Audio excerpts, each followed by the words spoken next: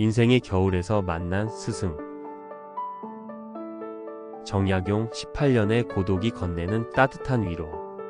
여러분, 혹시 지금 이 순간 세상으로부터 버림받았다는 느낌을 받은 적 있으신가요?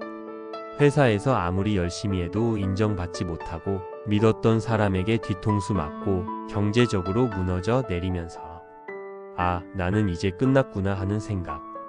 그 생각이 머릿속을 맴돌 때, 숨 쉬는 것조차 고통스러울 때, 아침에 눈 뜨는 게 두려울 때, 여러분은 어떻게 하시나요? 오늘 제가 여러분께 소개할 사람은 여러분보다 훨씬 더 깊은 절망의 구덩이에 빠졌던 사람입니다. 그는 조선시대 최고의 엘리트였습니다. 왕이 직접 총애하던 천재, 수만 명의 선비들이 부러워하던 출세가도의 정점. 그런데 어느 날 갑자기 하루아침에 모든 것을 잃었습니다. 사형당한 형의 핏자국을 뒤로하고 멸시와 저주를 온몸에 받으며 아무도 없는 바닷가 초라한 오두막으로 쫓겨났습니다. 나이 40. 인생의 한창 때의 말이죠. 그리고 그곳에서 무려 18년. 여러분, 18년이 얼마나 긴 시간인지 아십니까? 대학 입학한 새내기가 38살 중년이 되는 시간입니다. 갓 태어난 아기가 성인이 되는 시간입니다. 보통 사람 같으면 미쳐버리거나 술에 빠져 인생을 포기했을 겁니다. 그런데 이 남자는 그곳에서 죽지 않았습니다. 아니, 죽지 않은 정도가 아니라 오히려 그 지옥 같은 곳에서 500권의 책이라는 경이로운 업적을 만들어냈습니다. 앉아서 책을 쓰다가 복숭아뼈가 3번이나 뚫릴 정도로 책을 썼고, 그 책들은 200년이 지난 지금까지도 대한민국 사람들의 가슴을 울리고 있습니다. 그의 이름은 다산 정약용. 오늘 우리는 그의 75년 생애를 따라가며 그가 절망의 밑바닥에서 건져 올린 삶의 지혜를 배워보려 합니다. 여러분이 지금 어떤 겨울을 지나고 있든 이 이야기가 작은 불씨가 되어 여러분의 마음을 다시 따뜻하게 녹일 수 있기를 바랍니다. 자, 그럼 시작하겠습니다. 제1장 찬란했던 봄날, 천재의 탄생과 영광의 시간. 남양주의 별이 뜨다. 1762년, 1789년, 1762년 6월 16일. 경기도 광주군 마제, 지금의 남양주시의 한 아이가 태어납니다. 정재원과 해남 윤씨 사이에서 넷째 아들로 태어난 이 아이의 이름은 정약용. 집안은 남인 계열의 명문가였지만 특별히 부자는 아니었습니다. 하지만 이 아이는 태어날 때부터 범상치 않았습니다. 7살. 보통 아이들이 글자나 겨우 깨우칠 나이에 정약용은 이미 시를 지었습니다. 높은 산을 낮은 산이 가리니 멀고 가까움이 다르기 때문이로다. 낮은 산이 물러나기만 한다면 높은 산이 어찌 높지 않으리요. 7살 아이의 시라고는 믿기지 않는 철학적 깊이죠. 이 시를 본 어른들은 모두 입을 다물지 못했습니다. 이 아이 범상치 않다. 장차 큰 인물이 될 것이다. 그리고 그 예언은 적중합니다. 정조의 총애를 받다. 1789년, 1800년. 22세의 정약용은 진사시험에 합격합니다. 그리고 그의 재능은 곧 조선 최고 권력자의 눈에 띄게 되죠. 바로 정조 대왕입니다. 정조는 조선의 르네상스를 꿈꾸던 개혁 군주였습니다. 낡은 당파 싸움을 끝내고 실용적인 학문으로 조선을 바꾸고 싶어 했죠. 그리고 그 꿈을 함께 이룰 인재를 찾고 있었습니다. 정약용은 정조에게 딱 맞는 사람이었습니다. 정조는 정약용을 규장각에 발탁했고 그의 재능을 마음껏 펼칠 기회를 주었습니다. 어느 날 정조가 한강에 임시 다리를 놓아야 하는데 신하들이 모두 불가능합니다 하며 고개를 저었습니다. 그때 정약용이 나섰습니다. 전하, 제가 한번 해보겠습니다. 그는 서양 과학책을 참고해서 배를 엮어 만드는 부교, 즉 배다리를 설계했습니다. 공사는 대성공이었습니다. 정조는 감탄했고 조정의 신하들은 모두 놀랐습니다. 저 젊은이 정말 대단하구나. 수원 화성과 거중기의 기적. 정조의 신뢰는 더욱 깊어졌습니다. 정조가 꿈꾸던 최대의 프로젝트 수원 화성 건설. 정약용은 이 프로젝트의 핵심 설계자로 참여합니다. 그는 단순히 성을 쌓는데 그치지 않았습니다. 무거운 돌을 들어 올리는 거중기를 설계했죠. 도르래의 원리를 이용한 이 기계 덕분에 10명이 해야 할 일을 1명이 할 수 있게 되었습니다. 공사 기간도 10년에서 2년 반으로 단축됐고 인건비도 크게 절약됐습니다. 정조는 기뻐하며 정약용에게 말했습니다. 약용아, 내가 있어 짐은 참으로 든든하구나. 너와 함께라면 조선의 미래가 밝다. 이때 정약용의 나이 37, 하늘을 찌를 듯한 출세가도, 왕의 총애, 탄탄한 미래, 모든 것이 완벽해 보였습니다. 하지만 정약용은 이미 알고 있었습니다. 인생이 늘 순탄할 수만은 없다는 것을. 그는 이렇게 썼습니다. 군자는 그 마음이 구름 한 점 없는 하늘과 같아야 한다. 남이 나를 찬양할 때 우쭐하지 말고 남이 나를 비방할 때 흔들리지 마라. 오직 내가 나를 어떻게 보느냐가 본질이다. 이 문장 좀 새겨 들으실 필요가 있습니다. 우리는 너무 쉽게 흔들립니다. 누가 칭찬하면 하늘을 날듯이 기뻐하고 누가 비난하면 땅속으로 꺼지고 싶어 합니다. 하지만 다사는 말합니다. 남의 말에 일희일비하지 마라. 내가 나를 어떻게 생각하느냐, 그것이 본질이다. 이 말의 무게를 그는 곧 뼈저리게 깨닫게 됩니다. 제2장 갑자기 찾아온 겨울. 하루 아침에 무너진 세계. 정조의 죽음 1800년 6월 28일 정조 대왕이 갑자기 승하합니다. 향년 49세, 너무 이른 죽음이었습니다. 정약용에게 정조는 단순한 왕이 아니었습니다.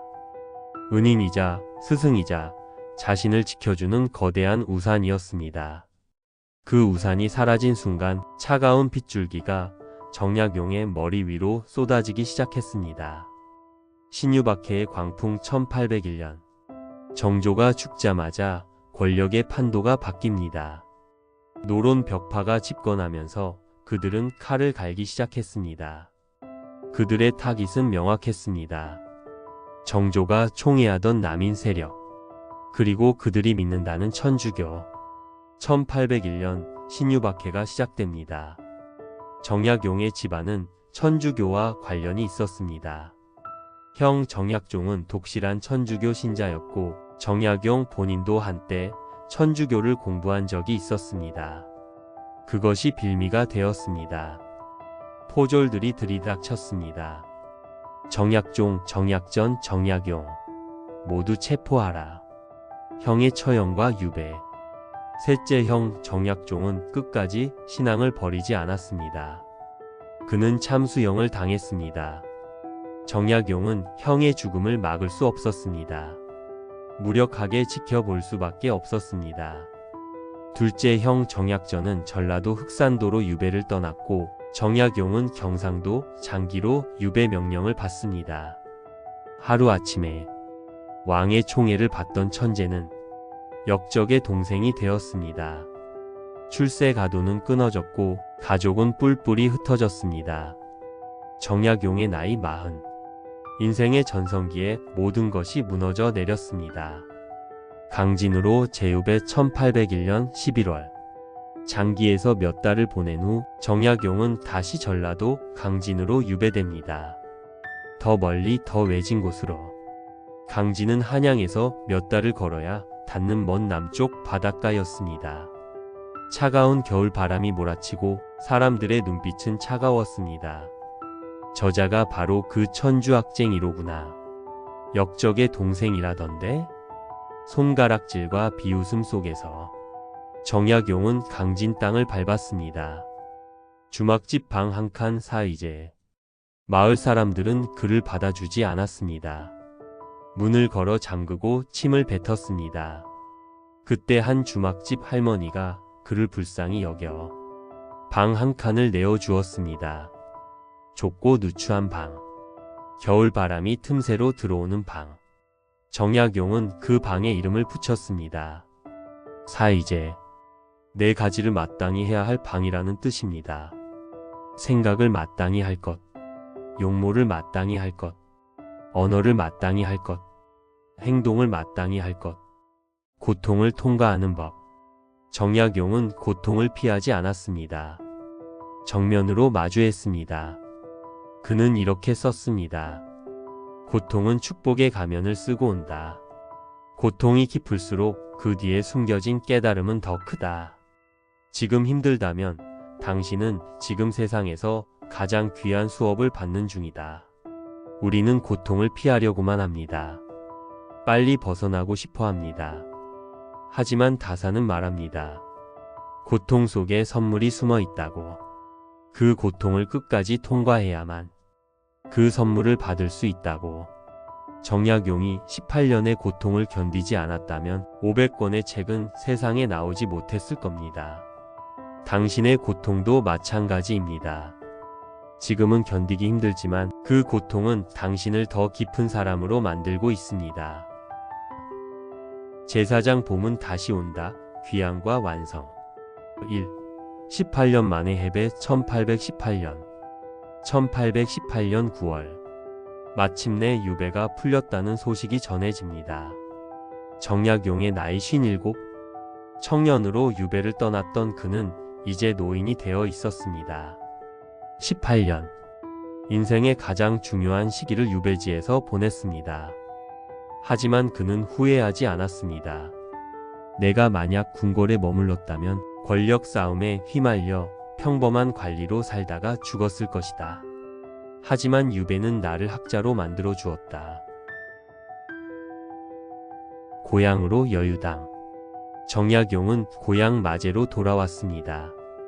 그는 자신의 집에 여유당이라는 이름을 붙였습니다. 코끼리가 얼음 강을 건너듯 조심하고 이웃을 두려워하듯 경계하며 살겠다. 이 이름에는 깊은 뜻이 담겨 있습니다. 코끼리는 몸집이 크고 힘이 세지만 얼음 위를 걸을 때는 조심조심 걷습니다. 자칫하면 얼음이 깨질까봐. 정약용도 마찬가지였습니다. 이제 유배는 풀렸지만 여전히 세상의 눈초리는 차가웠습니다. 그는 조심스럽게 겸손하게 살기로 했습니다. 지필과 정리의 나날. 고향에 돌아온 정약용은 유배지에서 쓴 원고들을 정리하고 보완했습니다. 오랜만에 평화로운 일상이 찾아왔습니다. 하지만 그의 붓은 쉬지 않았습니다. 죽는 날까지 그는 글을 썼습니다. 조선을 개혁하기 위한 청사진을 그렸습니다. 비록 자신은 다시 벼슬길에 나설 수 없었지만 자신의 학문이 후대에 도움이 되기를 바랐습니다. 회원식 날의 이별. 1836년 2월 22일. 이날은 정약용과 아내 풍산홍 씨의 회원식 날이었습니다. 결혼 60주년을 기념하는 날이죠. 두 사람은 긴 세월을 함께했지만 그중 18년은 떨어져 있어야 했습니다. 정약용이 유배지에서 고통받는 동안 아내는 고향에서 홀로 가족을 지키며 버텼습니다. 회원식 날 아침. 정약용은 아내의 손을 잡고 조용히 말했습니다. 여보, 평생 고생만 시켰소. 미안하고 고맙소. 그리고 그날 저녁 정약용은 조용히 눈을 감았습니다. 향년 75세. 마지막 순간까지도 그는 정갈했습니다. 편안했습니다. 마치 긴 여행을 마치고 집으로 돌아온 사람처럼. 그가 남긴 마지막 말. 정약용은 생전에 이렇게 말했습니다. 인생은 잠시 머무는 나그네 길이다. 떠날 때 짐이 가벼워야 발걸음도 가볍다. 명예도 권력도 다 두고 가야 하지만 오직 내가 남긴 선한 영향력만은 영원히 남는다. 그는 정말로 가벼운 짐으로 떠났습니다. 하지만 그가 남긴 것은 무거웠습니다. 끝까지 시청해 주셔서 감사합니다.